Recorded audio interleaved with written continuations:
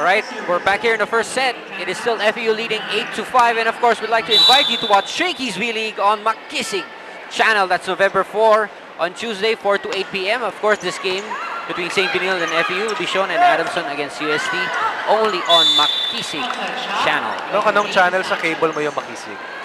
Nasa dulo yung Makisig. Sa akin nasa 76 76. Right now, ang score 9 against 5. Hindi po 7 against 6.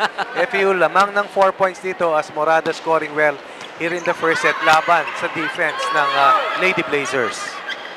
Because Coach Ronnie, actually, minsan marami ring nagtatawag sa atin, nagte-text, kung pwedeng ang bigyan sila ng chance makapanood on the same day, on a later time, kasi we're showed right now, no? Yes. Afternoon time. So malaking chance yun ang mapanood if you watch Makisig Sports Channel, the replays of the Shakey's V-League. And of course, we'd like to thank Axel, the official outfitter of the Shakey's V-League.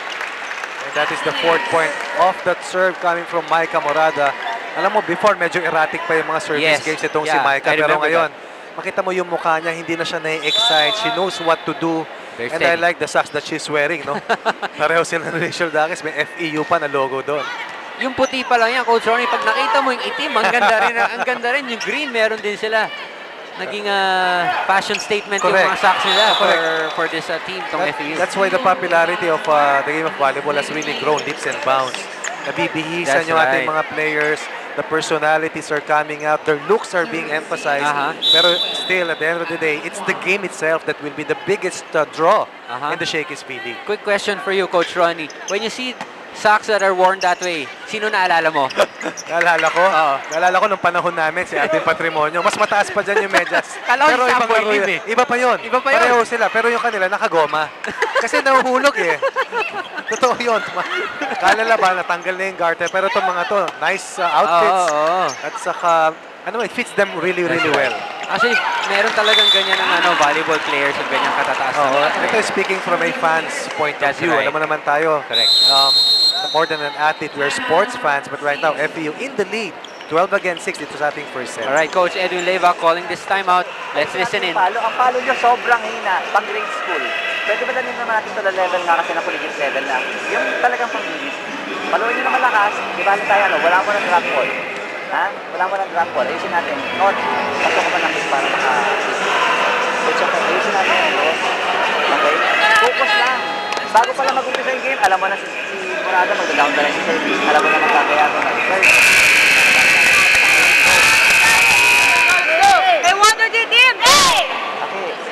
Alright, Coach Edwin Leyva giving instructions. Ano na pick up natin doon? Jai, umatras ka kasi.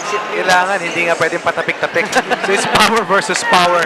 Simple instructions, but yung great weight na sinasabi, you can't play to the level of the competition kung ikaw ang palo mo pang grade school at ang kalaban mo pang college. Alright, Shakey's, if it's fun, family pizza, it's gotta be the best pizza in town. Shakey's Pizza. Nagkaroni ako dyan. Mamaya magpapadala dito ng Shakey's Pizza si Andre Mulya. Dahil hindi pwedeng siya lang ang kumakain. Hindi pa yata nag-lunch. Right, Benil trying to get that, sabi nga ni Coach Edwin, yung medyo malalakas naman na palo, yung pang Shakey's V-League na palo. Pero anong sinabi niya? Magagawa mo lang yun pag maganda yung pag-set. Pag mababa ang set, kulang sa hot toss. Ang mangyayari dyan, 6 for St. Benil, 14 para sa FEU. Yan ang nangyari. And right now, FEU very much in command of this first set. Jose faking everybody, giving it to Daquis. Or Delnes.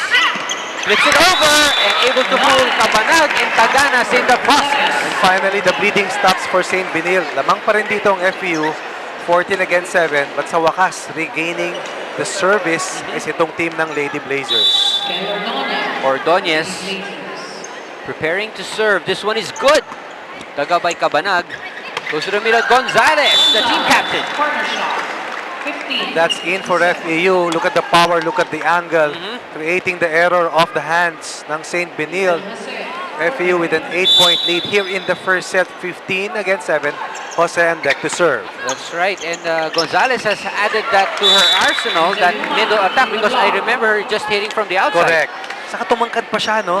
Na-equate ko siya kay Stephanie Mercado ng De La Salle. That's right. Parehong tumangkad, mature yung body. That's right. Lumakas at yung power talaga.